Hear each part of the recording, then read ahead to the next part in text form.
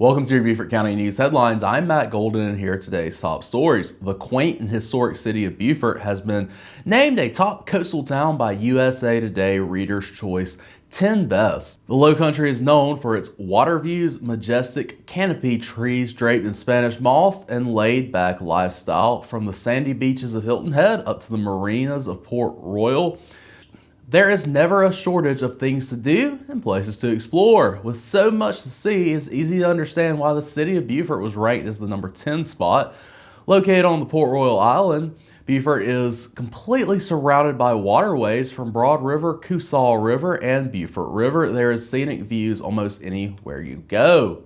Adding to its charm is the access to neighboring sea islands, including St. Helena Island, Fripp Island, and Ladies Island. For nature lovers, Beaufort is home to Hunting Island, which is a haven for shark teeth collecting and offers more secluded beach area. Known for its history and downtown that overlooks the water, you can find boutique shops, unique restaurants, fishing, hiking, and water activities all along Bay Street. If you're lucky, you may even get to see the Richard V. Woods Memorial Bridge swing open for boats passing through. Two eyes stare out from the bottom of a large blue tank. Aside from a bubbling of filter, the water is still. The southern flounder inside lie in wait just as they would in the pluff mud of the local waters. But in the wild, there are fewer and fewer of them to find. Southern flounder, a favorite among recreational fishermen along the Atlantic coast, have been steadily declining in South Carolina waterways. Overfishing and environmental changes have taken its toll on the population, raising a concern among both coastal conservationists and fishermen. The southern flounder that live in the tanks at the Waddell Marculture Center, a nondescript building right across from Victoria Bluff Heritage Preserve, as part of a new effort by the South Carolina Department of Natural Resources to breed flounder and release them into the state's waterways. South Carolina's Southern Flounder Stocking Program, while in its infancy, is part of a growing trend among southern state programs aimed to lend a hand to this struggling species. The popular and delicious game fish has been a persistent decline in population since the DNR began tracking its numbers in the 1990s.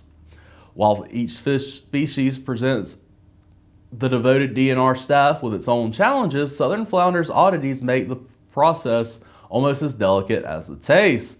The flounder are floundering. The DNR has been collecting data on the flounder population since the early 1990s. The numbers show that the southern flounder population has declined steadily since the beginning of the survey. A regional study on flounder population, which looked at data from North Carolina, South Carolina, Georgia, and Florida, found the population at historically low levels.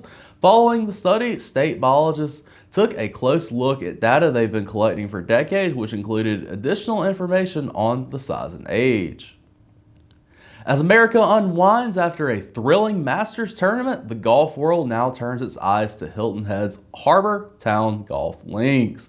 Harbor Town is the host of the annual RBC Heritage, which is held after Masters Week. This year's field will notably not feature Masters champion Rory McIlroy, but the field has plenty of intrigue. World number 1 defending Heritage champ Scotty Scheffler makes his return to Harbor Town.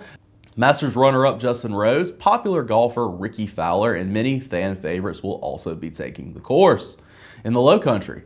And for the Clemson fans, a pair of Tigers will also be in the field. Lucas Glover once again will play in the Heritage, and Jacob Bridgman, a young 25-year-old star who got the golf's world attention in March when he finished third at the Valspar Championship in Florida, will be making his RBC Heritage debut. The fun tees off Tuesday with the opening ceremony at noon, and practice rounds tournament play will begin Thursday. For more information on any of these stories, please visit the sources on the screen, and as always, you can head to BeaufortCountySC.gov where you can find press releases straight from Beaufort County. Thanks for tuning in to your Beaufort County News Headlines. Have a great day, Beaufort County.